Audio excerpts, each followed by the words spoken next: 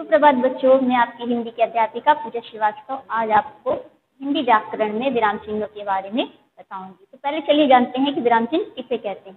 विराम चिन्ह का अर्थ है रुकना अथवा ठहरना। बच्चों, वाक्य में अर्थ या भाव को व्यक्त करने के लिए उचित विराम चिन्ह का प्रयोग अति आवश्यक होता है। अगर हम ऐसा नहीं करते थे तो वो उल्टा हो सकता है, उसका अर्थ का अनर्थ भी हो सकता है। इस चीज को व्यक्त करने के लिए, इस बात को व्यक्त करने के लिए हम यहाँ पे 3 उदाहरण प्रस्तुत कर रहे हैं। तो चलिए जानते हैं कि इसमें कैसे अंतर हम समझ सकते हैं। वाक्यों को देखिए, यहाँ पे वाक्यों में आपका जो है रोको मत जाने दो, पहला वाक्य जो है आपका।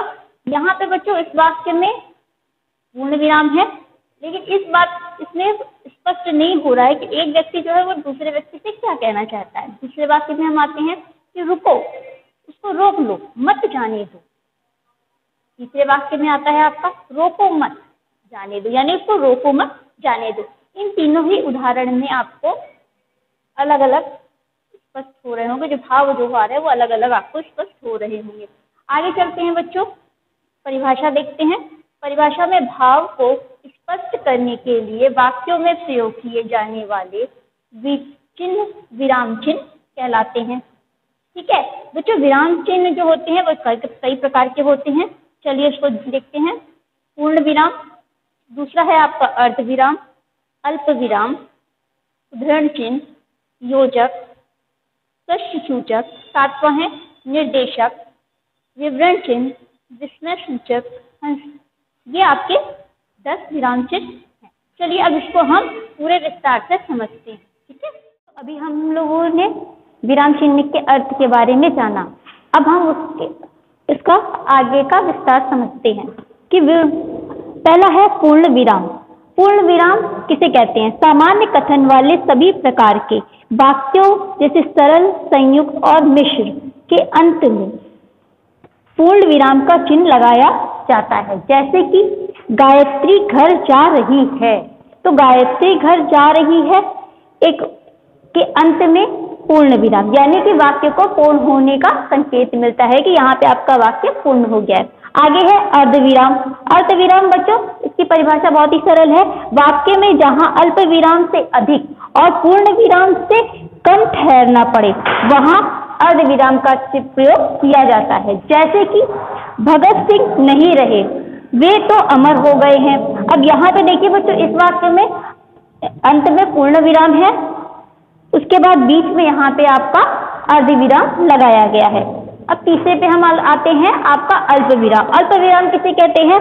इसका प्रयोग एक ही प्रकार के कई शब्दों का प्रयोग होने पर किया जाता है। जैसे कि दिल्ली, मुंबई, कोलकाता और चेन्नई भारत के प्रमुख शहर हैं।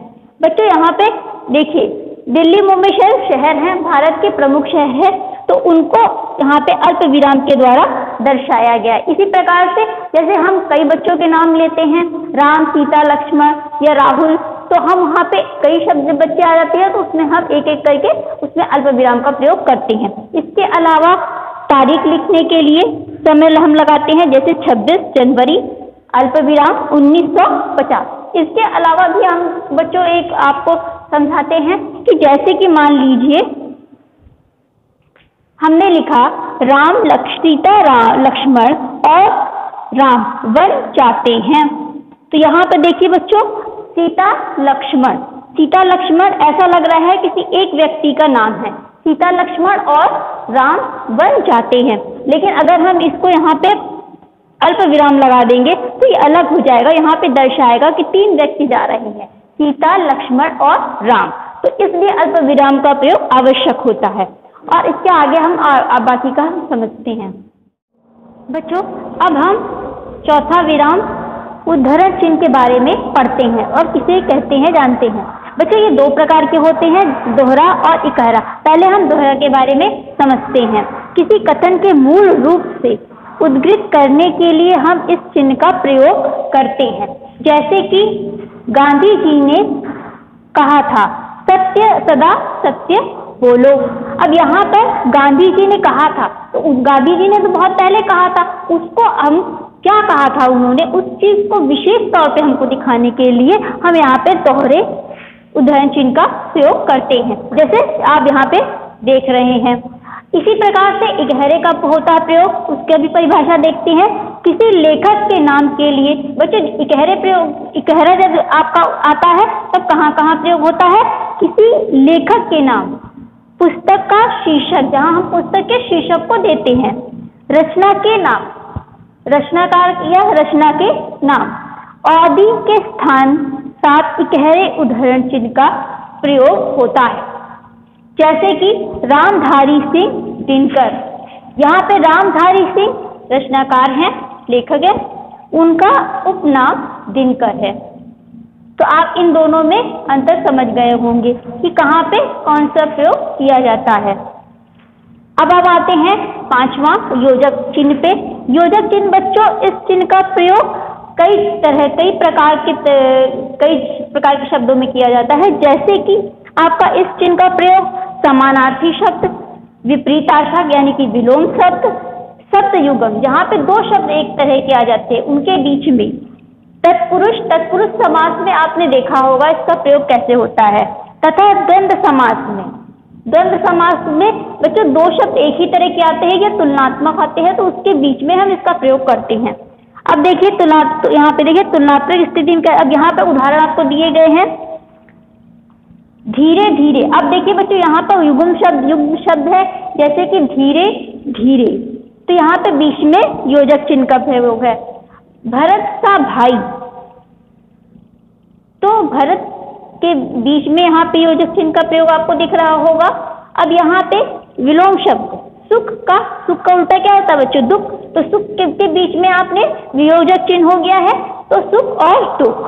हम आते हैं भारत रत्न, चांद सा मुख, यानी कि किसी को कहा जा रहा है क्या तुम्हारा मुख चांद सा है, तो यहाँ पर हम चांद सा मुख के बीच में चांद सा माने समान, तो यहाँ पे समान के बीच में योजक चिन्ह लगाते हैं।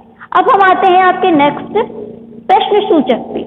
प्रश्न सूचक बच्चों, तो आप इसको बहुत ही आसानी से समझ सकते हो। इसका चिन्ह इस प्रकार से होता है और प्रश्नवाचक वाक्यों के अंत में इसका चिन्ह प्रयोग किया जाता है। इसको पहचानना बहुत ही सरल है। तुम कब आए, तो हम यहाँ पर इसका प्रयोग प्रश्न सूचक का करेंगे। तुम क्या चाहते हो, प्रश्न सूचक। तो जहाँ पर अगर आपको इसको समझना है तो कब, कहाँ, क्यों आदि शब्दों का जहाँ प्रयोग होता है वहाँ पे प्रश्न सूचक लगते हैं। ठीक है बच्चों, समझ में आ चुका होगा आपके। बच्चों अब हम आपके सातवां चिन्ह जो है वो है निर्देशक चिन्ह, उसके बारे में जानते हैं। उसके लिए उसकी परिभाषा देखते हैं। किसी कथन से पहले, जब हम कोई कथन कहते हैं उसके पहले, उदाहरण देने से पहले इस चिन्ह का प्रयोग किया जाता है। बच्चों यहाँ पे एक ध्यान देने बात है जिससे आप जानना समझिए। जो निर्देशक चिन्ह जो होता है वो योजक चिन्ह से थोड़ा बड़ा होता है। यहाँ पे दोनों में अंतर जानना जरूरी है। जब हम योजक चिन्ह लगाते हैं और निर्देशक चिन्ह दोनों एक ही तरह के दिखाई देते हैं और वहाँ पे हम कंफ्यूज हो जाते हैं, तो हमें उन पे अंतर जानना चाहिए, सीखना चाहिए।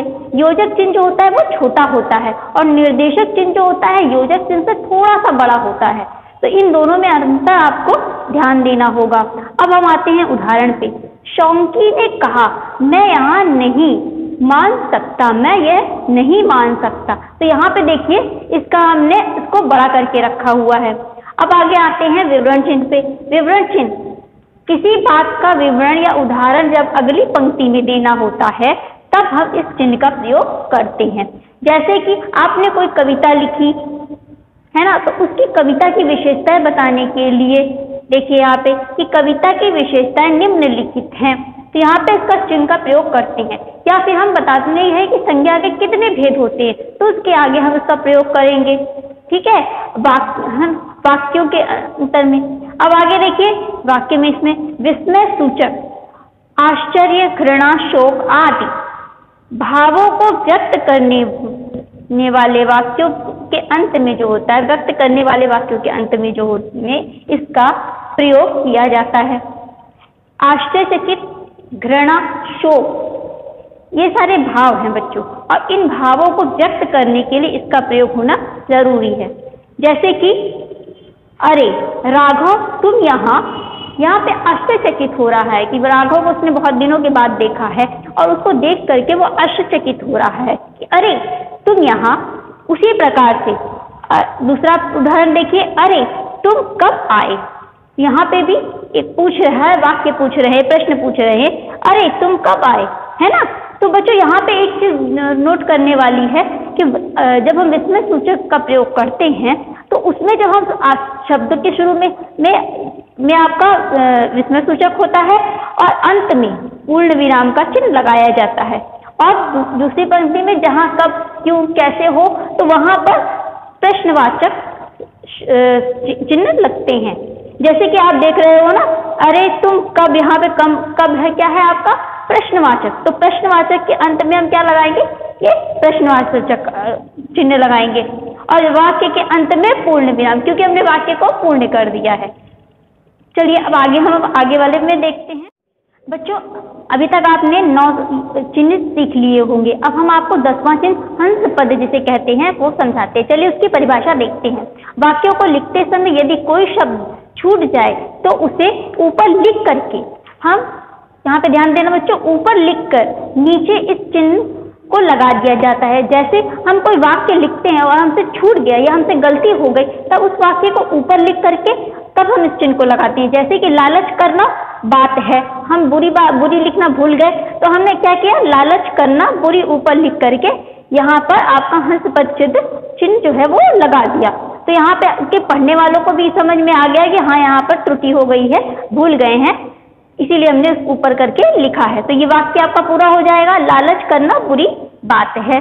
अब हम इसके अलावा इन 10 चिन्हों के अलावा भी कुछ अन्य चिन्ह होते हैं, तो उसको भी हम जान लेते हैं। पहला है कोष्टक। कोष्टक से बच्चों व्याख्यात्मक शब्दों को कोष्टक में लिखा जाता है। जब हम किसी चीज की व्याख्या करते हैं तो उसमें व्याख्यात्मक शब्द कई आते हैं, तो उसको हमें कोष्टक में हम लिख देते हैं। अब है आगे आपका रेखांकन।